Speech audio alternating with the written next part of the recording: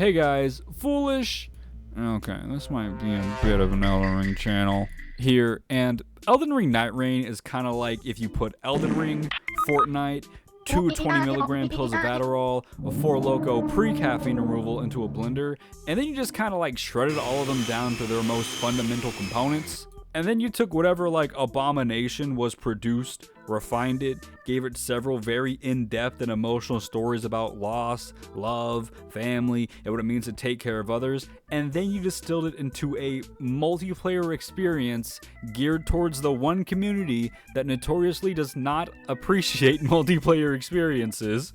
And then that community, having consumed your abomination amalgamation, decides, you know what guys, maybe multiplayer is kind of fun. Maybe I'm a bit of a multiplayer fan. Add in some dommy mommies, some emo boys, himbos, and a literal child, and you have one of, if not the best games I've played this year. It's only July. There's so much year left. And that's not me saying that I think a game will come out and dethrone NIGHTREIGN as my top game of the year right now, but you get what I'm trying to say, right? Like, something this good coming out this early is kind of unfair to other games. Like, very clearly, I think that NIGHTREIGN will contend in the Game of the Year awards, if not for Game of the Year. And that's for good reason. In between getting beaten to a pulp by bosses and then being left behind by my teammates, I am experiencing a very fun gameplay loop that gives me a lot of access to really cool in-depth stories. And you know me, I really like a well-written story. There's something to be said about a developer who kind of just does something radically different than what they're known for, and they are able to pull it off while still maintaining that same quality and feel that they're known for. And usually that doesn't really go the way that people think it's gonna go. But FromSoft did it again. They made another good game. 15,000 more years of good games, except Duskbloods. I'm not buying that shit unless I somehow become uber successful by 2026. So, if you want a Duskblood heater, make sure you like, comment, and subscribe, I guess. For context, Elden Ring NIGHTREIGN is FromSoft's sequel to Elden Ring, in big air quotes, foolish, big air quotes here. It's kind of completely different than Elden Ring, actually. And it might also happen before Elden Ring itself, due to, you know, the timeline buffookery that these games are known for. But any further discussions of lore or the lore of past games is for Vati Vidya or the Tarnished Archaeologist, or really anyone who's not me. So I'm gonna go ahead and get back to ranting and raving. But first, I really just gotta tell you about Binashop Art on Etsy. That's right, if you're a media addict like me, but want to show your addiction off in a non-cringe way with cute and high-quality stickers and pins, then head on down to Binashop Art, spelled BENESHOPART on Etsy, or just use the link down below and use code KAMI10 at checkout to get 10% off of your order. Alright, let's get back to it. Okay, now we're back in it. What is it that makes NIGHTREIGN so different? And why does it change everything? What's even changing? I hear you asking me through your screen, and I am more than glad to answer. Peep game and lock in, kiddos. I got something to say. NIGHTREIGN takes the cadence of the Souls franchise, turns it on its head, and proves that the kind of games that FromSoft makes don't really need to be so slower-paced action story games. And I think the response to me saying that FromSoft now, I think, fully is aware of the fact that they don't need to have these slower-paced story games, I think the reaction that's going to be, well, Kami, what about games like Bloodborne and Sekiro? They're faster paced, and they're story games. One, that's not what I'm saying. I accidentally made you speak out of turn. That's my bad. Sorry about that, guys. Secondly, ya mama. But I'll also say, Bloodborne is a PlayStation exclusive, and Sekiro is radically different, and also substantially harder than anything else that FromSoft have put out. Which means a lot of people haven't actually played Bloodborne for themselves, and despite Sekiro being on multiple platforms, it's very intimidating and hard to navigate for newer players. Whereas, NIGHTREIGN is unique in that it stands on its own. Not only do you have that freedom of difficulty aspect I kept simping on about, where you can choose how hard you want your runs to be, this time based on how many players you choose to bring with you, but it's also accessible on every platform and free of any exclusivity, which, by the way, I hate exclusivity. You know why there isn't a Bloodborne remake or a Bloodborne sequel, like an actual one? And why Dustbloods seem so familiar to Bloodborne? It's because Sony refuses to do anything with the franchise. They have a violent stranglehold on that franchise, and Bloodborne being violently exclusive is a stupid thing. And Sony knows it's stupid, and FromSoft knows it's stupid, and we all are aware that it's stupid, and it's very frustrating.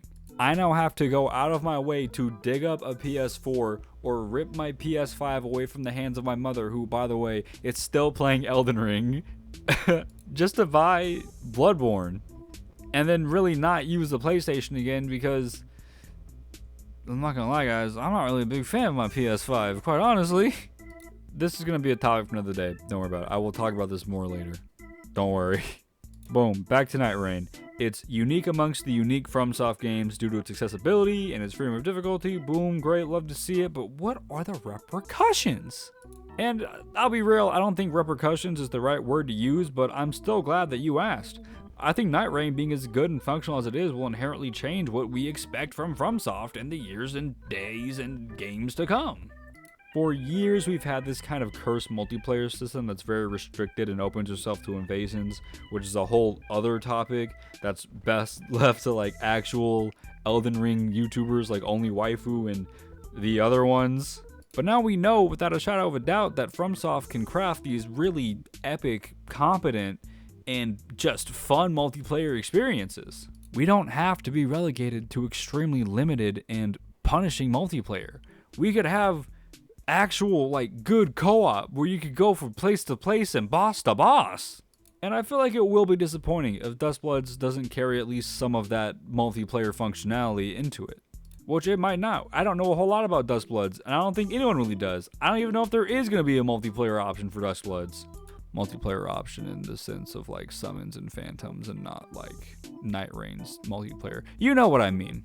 It'll be very upsetting if Dustbloods comes out and it's a step back in regards to the quality of multiplayer, combat speed, and other various gameplay aspects I'd never think would be as good as they are, but they are somehow done very well in NIGHTREIGN. For example, you know how summons have always kind of sucked except for like 2 or 3 of them? And how half the time NPC summons kind of just don't do anything, or they die, or they randomly steamroll entire boss fights? In Elden Ring, genuinely, there's like 2 or 3 good Spirit Ashes. In NIGHTREIGN, you don't have a wide variety of options, but good God, do your 3 Spirit Ashes have a lot of utility.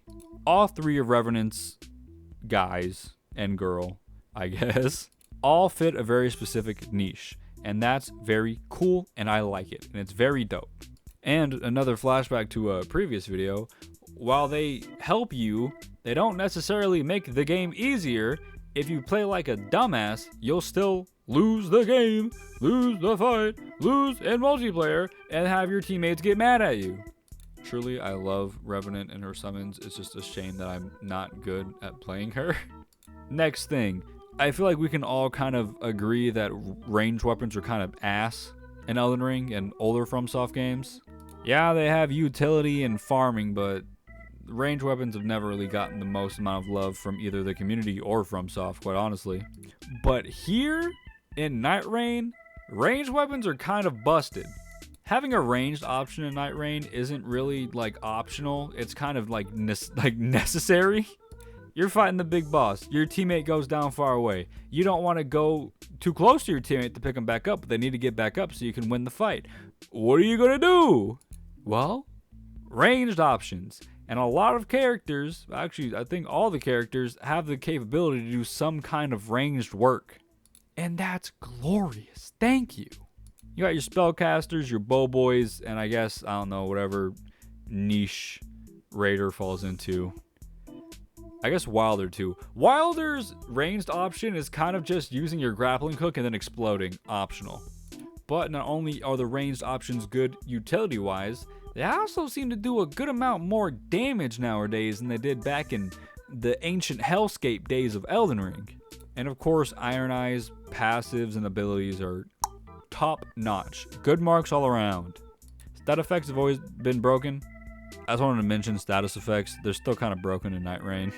Spells are very dynamic and fun to use in Night Rain, especially as Recluse, especially as Recluse, who, guess what, has a crazy magic ability as a mage. Magic Cocktail is one of the goofiest, dumbest, and most entertaining things I've ever played with. I have no clue how it works or what it does, but I love it to death. And that's just scratching the surface. I have a lot of very good things to say about Night Rain that I probably will say in future videos because it seems like you guys like Elden Ring. I like Elden Ring. The algorithm likes Elden Ring. So I do want to get more in depth on each character and what I like about them and how they do and do not work in specific context, but that's going to be a later thing. I truly hope that Duskbloods is able to maintain these cool ass advances while also doing its own thing. Like, I'll be okay if there aren't crazy spell combos and redoing damage and I guess shoving a knife into the ground and making a rock come out of it. I'm fine if that's on Duskbloods, but I want something that's like comparably cool and unique. I'm sure ranged weapons and summons are going to be fine if there's even going to be summons in Duskbloods. If they're really going for the Bloodborne aesthetic, they're going to have guns probably. And you kind of can't get better for a ranged weapon than a gun. And honestly, they can really only continue to advance from where they are right now. Because while ranged weapons and summons are pretty good in Night Rain, sometimes there's still shit from a butt in specific circumstances. Oh my goodness. Sometimes they aren't as good as they could be. That's what I was trying to say.